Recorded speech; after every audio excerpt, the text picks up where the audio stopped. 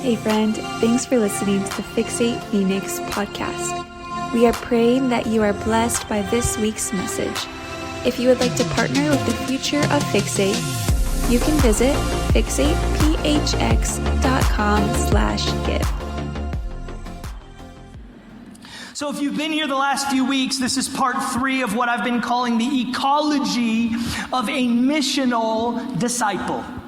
The ecology of a missional disciple. Now, ecology is actually a scientific term, and what it is it's the study of relationships among living organisms, including humans, and their physical environments.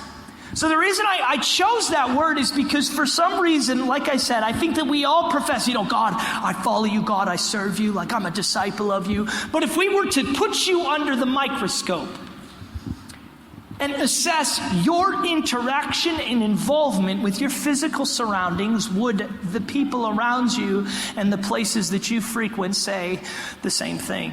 See, in my opinion, the mission field today, yes, even though it is overseas, it is right now what is around you. The people you come into contact with, the grocery stores you shop at, the 9-to-5 desk that you share next to someone else. See, that missional disciple is ultimately what we've been talking about. Because in this day and age, I think we've rationed off what we think being a missional disciple or person or missionary type of a thing is into, okay, well, that's for one season of faith. That's for, when you're on fire, but then when life hits, which we've all had that speech, right? But what I want to challenge us on today is the belief that we carry a missional aspect with us every day of our lives. And if we don't practice that, in my opinion, what I see is when people walk away from God, it's because they're dissatisfied. And the reason they're dissatisfied is just because they've never been modeled fully what it means to live for Him and face the choice of, I can't pay that cost. See, boredom is a real thing in faith, and I was reading a quote that just so struck me, and it said, we're not spiritual enough today to engage our culture. We've stripped down everything about following God to biblical best practice and the 7-step model and whatever it is, but to be people who live and breathe and move in His being. A missional disciple. Not one who is a disciplined learner, but one who is a disciplined follower, disciplined hearer, and one who, as a discipline, engages those who are lost, broken, overlooked, unseen, and defeated. A missional disciple. I'll never forget this story. And a few years ago, I was preaching at a church, and when I got off the stage afterwards, there was like a medical emergency in the crowd. And what was happening was, and it was a big event, but I was there, and this kid was just thrashing on the ground and kind of going crazy. And it actually came up that he was having a reaction. Man, I wrote down what the reaction was because I just dang forgot it. Shingles. Okay. He was having a shingles reaction in the crowd. And I remember he's writhing on the ground, kind of screaming. And I remember I grabbed his shoulder. And, I was raised with a mother who would just grab you and just go crazy. And I remember it's early on, you're like, God, would you please help him, But in this particular instance, I'm I just got done preaching. I got to do my job. Literally, I grab his shoulder. I'm what are you dealing with? He's I've got shingles. I'm having a shingles reaction. And I'm I hope that's not contagious, but we're... Fun fact, I was a missionary in India, literally came back, had an extreme skin reaction, and I was working in a leprosy colony. Dead serious. I was quarantined before it was cool. Literally at a hospital 4 days. My mom didn't even come see me either. She's you'll be fine. I might be a leper. Anyway. But anyway, I remember this one. I'm praying for him, and I'm man, I just got done preaching. We're going to bust this loose. Command the spirit of the spirits. And I remember I'm praying. And as time goes on, I just get hotter and hotter. But I remember I'm going, and then I realized this kid's not shaking. This kid's not really. I open my eyes, and he's just laying there looking at me what are you doing? And I look at him, and I'm oh, are you good? Like my face like, yeah, he's good. Because you're a good God, so you're a good father, But I remember I'm looking at him and I'm like, are you good? And he goes, yeah, I actually think I am. And he goes, but it'll flare up later. I looked at him, I went about, bah! No. I looked at him and I'm like, what do you mean it'll flare up later? He goes, well, I have these reactions sometimes, so I guarantee it's gone now, but it'll probably pop up later. And I looked at him, and that was such a profound moment to me, to be in need in a moment where you're literally like, call an ambulance, and the next moment, you're like, oh, it passed, but it'll come back around. And isn't that a crazy thing to process? But how many of us in this room have ever been through experiences where God has got us through, and instead of being like, wow, God, thank you for taking that away, it's like, well, there'll be something else. And what I want to challenge us today is this. We've been talking about the ecology of a missional disciple, and there are 5 aspects we've been talking about. The first one was seeing. That was week 1. The second one is caring. And the third one this week is praying. Now, this is going to be a different message. Some of you guys are like, oh, another sermon on prayer. No, this is a different aspect of prayer that we're talking about, because I believe a prayerful life is one that isn't just in tune with the needs and desires of our hearts, but instead is in tune with the needs and desires of those around us, that then has an active practice of participating in praying for other people. It's actually funny, I was reading a book, Barna, and it said that 52% of adults over the age of 21 believe that praying in public for somebody else that they do not know is extremist religious behavior.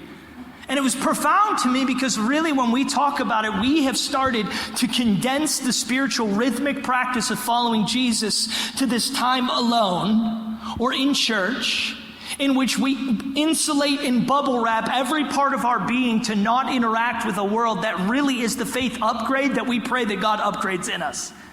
What I mean by that is, if you actually step out to missionally engage a community that you don't think actually wants to receive it, and then find out that they do, that's the upgrade we pray for. God, I pray that you're real. He's like, why don't you take the realness that you know, use it, and then you might find that there's more realness that I'll give to you. And I tell you that story, though, to start, because I think today is about us changing our minds from the flare-up mindset of I'll just get through it, to a mind that sees the things others are going through and engages alongside those people in prayer. How many of us have looked at people like, oh, they're going through it, but it's just a season. Oh, that's a tough situation. I'll pray for them from a distance. Oh, yeah, there's a need right there. It's literally right in front of me. I'm a little bit busy. Last night, I'm praying and studying for this, and as I'm praying and studying for this, I remember the Lord's like, hey, Micah, remember this person you haven't talked to that I've put on your heart. I want you to write down right now, first thing Monday, you're calling them. Because you're going to preach on this, but you're going to live this. And I wrote down their name and the time, 9:44 p.m. last night, because I'm going to call them on Monday, and said, I don't know what you were doing at 9:44, but I know God had you on my heart. See, that is an interesting way to live. Because people are not used to being confronted with the fact that somebody might be believing on their behalf, might be actually calling on a living God, even though they are living in death, and trusting that even their voice and petition will be the thing that breaks through the ice blockage of their soul. What I'm saying to you today is this, is the easiest thing you can actually do is pray for somebody, because it's not about you praying for them, it's about you responding to God wanting to meet them. So today I'm actually going to focus on a passage. And this is kind of an unorthodox passage to focus on here, but I believe it's profound and powerful in the implication that it means for a missional disciple to live in. And it's Matthew chapter 26, 36 through 46. This is Jesus in the Garden of Gethsemane. Let's read. Then Jesus came with them to a place called Gethsemane and told his disciples, sit here while I go over there and pray. And he took Peter and his 2 sons of Zebedee with him and began to be grieved and distressed. Then he said to them, my soul is deeply grieved to the point of death. Remain here and keep watch. And he went a little beyond them and fell on his face, praying, saying, my Father, if it's possible, let this cup pass from me, yet not as I will, but your will be done. Verse 41, keep watching. Oh, never mind. This is verse 40. And he said, and he came to the disciples. It's because Tia walked in 45 minutes late. And he came to the disciples and found them sleeping. And he said to Peter, so you men could not keep watch for me for 1 hour. Keep watching and praying so that you do not come into temptation. The spirit is willing, but the flesh is weak. He went away again a second time and prayed, saying, my Father, if this cup cannot pass unless I drink from it, your will be done. Again, he came and found them sleeping, for their eyes were heavy, and he left them again and went away, praying a third time, saying the same thing once more. Then he came to the disciples and said to them, are you still sleeping and resting? Behold, the hour is at hand. The Son of Man is being betrayed into the hands of sinners. Get up, let's go. Behold, the one who is betraying me is near. I'm going to kind of reframe this entire passage through 3 particular points, and really the title, I guess you could say, of today's kind of sequence of events is how your prayer life lives on mission right now. How your prayer life can live on mission in a way that actually cares for, interacts, and takes ownership for the world that we live in. I cannot tell you how frustrated I get with Christians who just complain about how fallen the fallen world is. You're just like, that's the point, right? The point is that the enemy is in control of the fallen world, and if you have an awareness of the fallenness of it, that's more actually a challenge for you to engage it, not critique it. And our goal as a missional community here is to be people who don't just critique a fallen world, but engage the fact that it's fallen, believing that in a fallen state, there's resurrection power, which is the foundation of all that we believe. Why would we be mad at fallen when all that is an opportunity for resurrection? How your prayer life lives on mission. The first one, we have long points here, so just strap in, it's fine. Number 1, being present in someone's need, pain, story, struggle, or trauma as someone who keeps watch through prayer is love on display. The playbook of missional prayer for others is just sitting, being awake and aware of the needs they have, and giving them to God repeatedly and rigidly for as long as they need us to. Your presentness is your gift. My prayer list, I pray for weekly, has incredible stories. If you didn't know, when I talk about kind of this rigid habit and routine, is I believe there's kind of this reintroduction, not of lifeless religion, but the religion that expanded across the globe, which is the Christian faith. Part of that is me and my wife, we believe in the aspect of prayer and fasting. So every Sunday I'll go out to eat lunch after this, and then I'll fast till tomorrow night. And on Monday morning, I have a list of any person who right now has requested a prayer in this church. And on my walk on Monday morning, the very first thing I do is I wake up and I walk the same route around my neighborhood, and I pray for those needs. On that prayer list I pray for weekly, there are incredible stories. Stories of God's miraculous healing from deathbeds, cancer and disease, marriages restored, children born of mothers that shouldn't have happened, careers and callings that came from nothing for people who thought they were defeated nobodies. But as prayers to an outsider don't seem, but also there are prayers to an outsider that aren't answered. There are sudden deaths and losses, sickness that comes back after being gone and you thought it was defeated, marriages that disintegrated and never recovered with children's lives damaged in the wake. I have had triumphs of faith answered and low points of doubt on that walk, but I still keep watch. Week after week, year after year, for some requests, because the weightiness cannot replace the watchfulness people need in the dark nights. If you notice, Jesus, when he asks the disciples to come with him, he doesn't say, will you pray for me?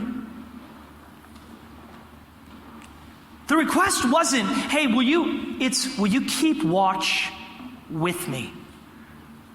And what I'm trying to kind of get us to this place of organizing around is not this like, oh yeah, I'll like pray for you. No, I will keep watch besides you. In the pain and the brokenness that you're experiencing, in the persecution you're about to encounter, in the blood that is pouring out of your pores in that moment, which we know is happening, I'm watching on your behalf. See, watchfulness has to be a posture of those who believe, because there are so many people who are just looking for somebody to keep watch with them. You know what's interesting is he says keep watch, and the most fascinating part about that is because the overlooked passage in Matthew 26 that I believe many people don't quite understand, and I want to just speak on for a second, is that passage, the spirit is willing but the flesh is weak, in verse 40, is actually spoken to Peter. Now what's fascinating about that, and I'm going to read this quickly, is Jesus did not ask his disciples for anything other than to sit and keep watch. Only to Peter in verse 40 does he actually ask to watch and pray, because spirit is willing and flesh is weak. But the interesting part of this is that hours later, it would be Peter who would deny him 3 times. We read this and think it's Jesus asking Peter for prayer on his behalf. But in actuality, there is a case that can be made that Peter needed more prayer at that time than Jesus in the garden. Sometimes the prayers others are asking you to pray for them do more for your soul than for theirs. See, Peter's literally, he's like, hey, the spirit is willing, the flesh is weak. Can you keep watch with me? And Peter's like, yeah, I know. You've been talking about this persecution thing. And like, man, I've been with you. We'll see. But Jesus is not, he's worried about himself, but I guarantee he's looking at Peter and he's like, man, your spirit is willing, but your flesh is about to encounter a weakness that you've never known. You're going to see me hang. You're going to deny me 3 times. And then I'm going to trust you to usher in an era of church expansion that has never been seen on the face of the planet. I hope that after this is all over, your spirit is willing and so is your flesh. What I want to challenge us today is this posture of who are we keeping watch for? Who are we sitting and posturing ourselves to say, God, I'll watch for them. I'll stand with them. I'll be present with them. I'll come alongside them. I'm not saying, here's the deal, I'm going to even boil it down to the most rational everybody can do. If all of us left today and we know one person in need, and we texted them and said, hey, you are on my heart today, and just so you know, I'll be praying for you for as long as you want me to every week. Do you know what that does to people? Do you know what that does to other people's faith when you make a commitment to, I will watch, stand, and be present in your trial and tribulation, trusting that even though I may not have the answers, that I will see this become a testimony from this test you don't believe you'll pass. Keep watch. The second thing is this. Sometimes prayer is all we can do, should do, are able to do, barely want to do, and feel we are even kind of qualified to do. Make it a habit to do it. Bearing one another's burdens sounds like a lot until you're the one who needs to be carried. Practice carrying, for one day we all need to be carried. Galatians 6:2, bear each other's burdens and thereby fulfill the law of Christ. I love that this is like, we know that the bare minimum, what are the greatest commands, okay? Love the Lord your God, right? Love your neighbor. But fulfilling the law, hey, let's take away this. And if you know anything about the New Testament, there's a huge debate on what they should be doing of the law. Okay, should everybody be circumcised? Like, okay, but the food sacrificed to idols, like what if it's a ribeye? It's like, what if it's really good pizza? Like, I don't care if Baal was there, I'm eating the pizza. What if it's Sonic mozzarella sticks? Luke? Who eats Sonic still? Don't raise your hand. Don't raise your hand. A cherry limeade is okay. A cherry limeade is okay. But eating Sonic's food is like, that's worse than a gas station. Hopefully nobody works at Sonic here. If you need tickets, though, no, I'm kidding. Well, we got really off track there.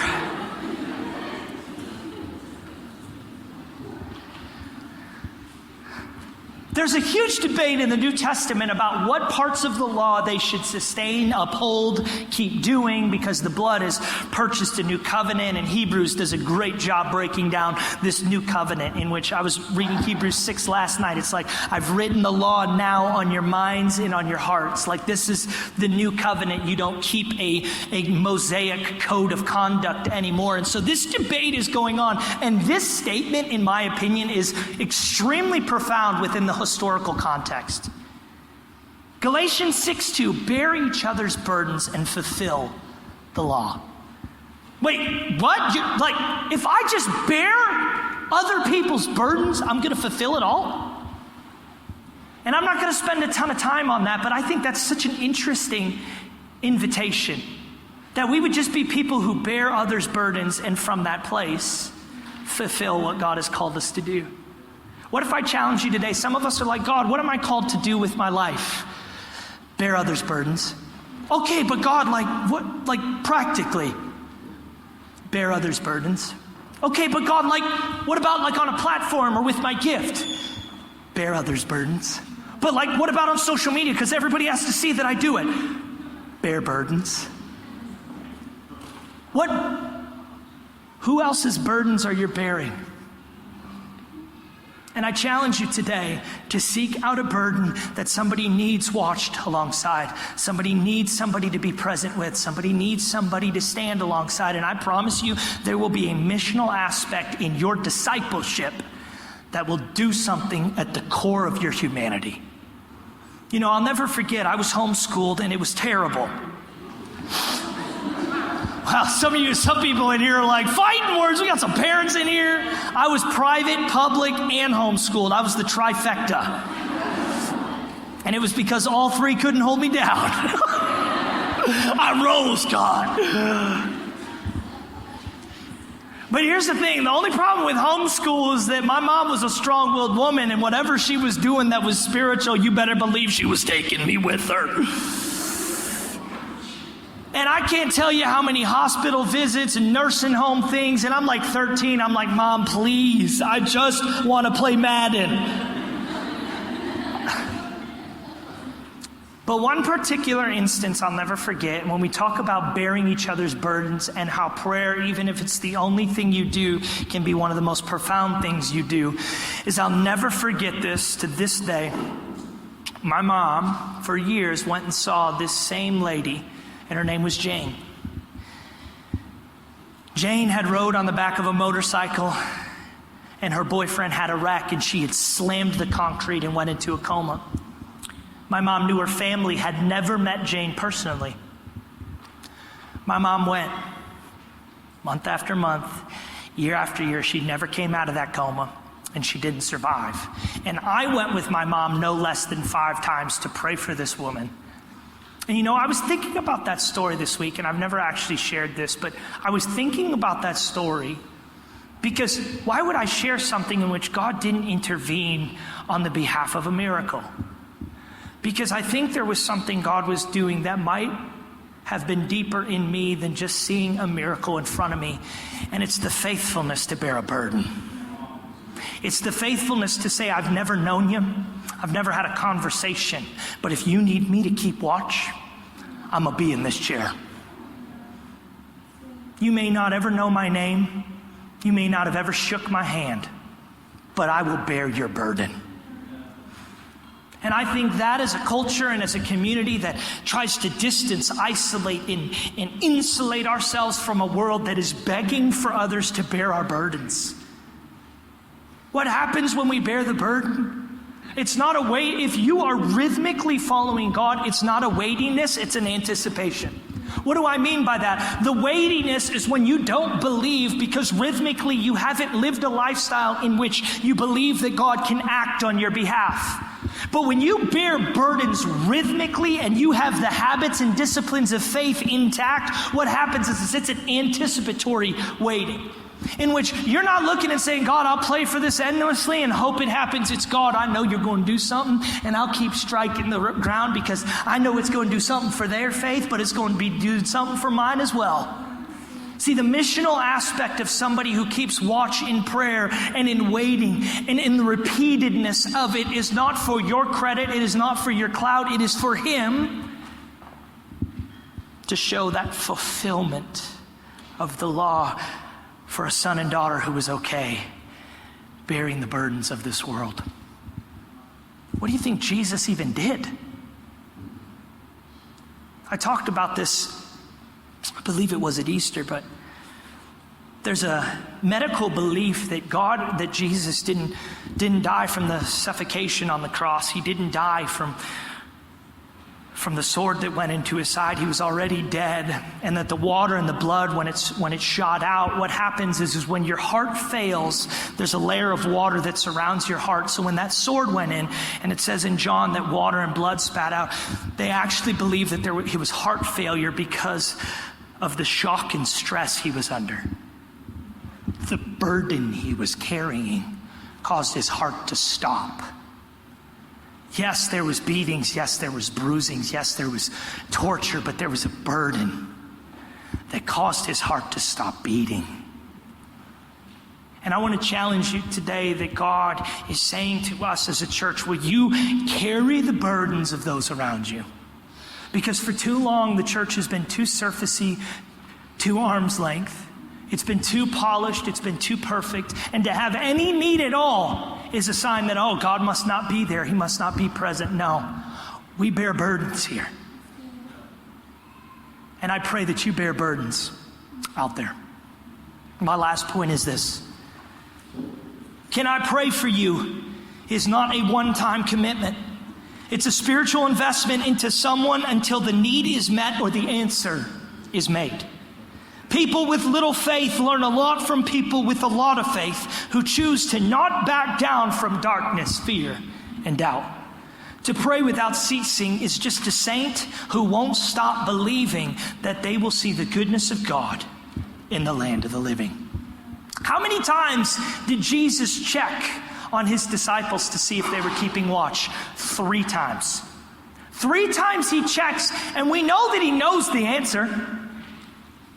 But why does he keep checking?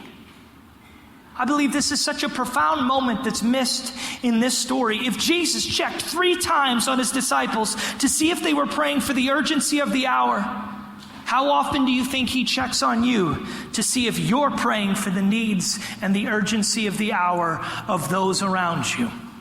How many of us do I believe God is walking up in the garden of life and shaking us and saying, open up your eyes and pray for the urgency. Open up your eyes and pray for the ones who have a burden. Open up your eyes and understand the time that you live in and not be critical and shameful and condemning to it, but rather say, God, give me an upgrade of strength for the burdens that will be on my back. This is the missional disciple. One who is not okay with a 30-second gospel presentation on the street, but one who will walk up alongside and bear a burden. I was locking up the fence here, this is a few months ago, and as I was locking up that fence, there was a guy right on the fence that he was stretching. It was pretty hot out that day, and I'm locking up the fence, and I say, hey man, are you okay? You doing okay? And I mean, it's hot, because it's Arizona. We all know I ain't got to say it.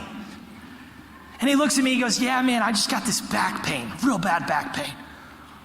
And I literally look at him, and I'm like sweating, just locking the gate. And I'm like, all right, God, I guess we're going for it. And I'm like, well, here's the deal, man. I believe in Jesus. I believe he could touch you. And I believe that you crossed my path for a purpose today. Can I pray for you? And he looks at me, and he's like, sure. And I touch him on the shoulder, and I just start praying for him. And I remember praying for him. And you know, before I went to level 12 nuclear, we're good at God right now. You know, before we, some of you guys I'm joking, right? I'm joking, not really. Anyway, as I'm praying for him, I remember the Lord still my spirit. And I stop and I look at him, and he's looking at me and he's smiling. And I think he's just genuinely dumbfounded that some random would pray for him on the street. And he looks at me and he's smiling. And I get done praying and I say, hey man, have a good day. I'm going to be praying for you. And he looks at me and he goes, thank you so much, and just walks. Now in my Christian mind, I didn't ask him if he was healed. I didn't ask him for a testimony of what God had just done. I didn't ask him if the blood, if he needed that. I had been present in his burden. And I want to say this to you in closing. There's something about that exchange that has stuck with me. The fact that I had seen him, prayed for him, touched him, and been there in his pain. That almost had done more for him than if the pain was gone. What if we as Christians have been getting it wrong the entire time? That there is actually two sides of prayer. A power that can heal and a presence that can lift. See, some of us, that's why we prayed even in this service today. Some of us, I believe in the miraculous power of God in this moment, but I also believe in a presence that can lift. And that man walked away and he didn't ask me to keep going. He didn't tell me that his pain was gone, but I can tell you this, he walked away and there was a presence that had lifted him. Missional disciples today, would we be the ones who will pray and carry each other's burdens? Would we be the ones who will keep watch? Would we be the ones today who recognize the opportunity of the hour to stand with, alongside, and to lift those around us? Stand to your feet.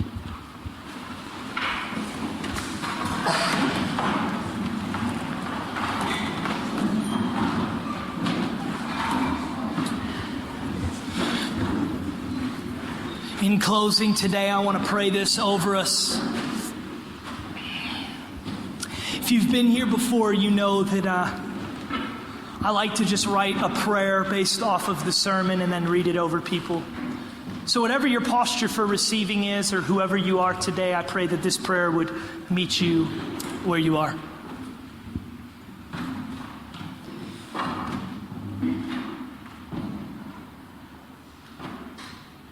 Father, teach us to pray. Not just for our needs, families, finances, and creature comforts, but for those in our paths every day.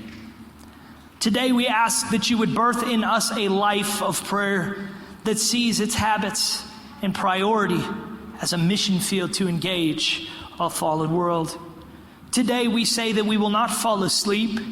We will stay watchful for those who are in the trials and testings of life. Shake us from the heaviness and tiredness of routine existence and stoke the fire of our faith within. Our prayers are needed today. Our presentness is needed today. Our life is needed today. May our willingness to utter the phrase, "Can I pray for you?" bring us more fulfillment than we ever realized we could receive. May this church be a "Can I pray and stand with you" church. Not as a one-time cop-out, but a commitment to carrying each other's burdens in the belief that you are the ones who carry us. Load us up, God. For it is you that makes the yoke easy and the burden light for those who are gentle and humble of heart. We believe our prayers can be the antidotes in a world weary and worn out of doing anything in its power to find meaning, purpose, and answers. Today, give us the faith and capacity to pray prayers for the sick, the lost, the broken, the anxious, the depressed, the addicted, the families hanging on by a thread, those who don't believe they have a family or can have a family, those who need answers, the enslaved, the exploited, the marginalized, the overlooked. God, today, make our prayers a mission field for the advancement of your kingdom. In the midnight hour of darkness, when the spirit is willing, but the flesh is weak, we will keep watch. Amen.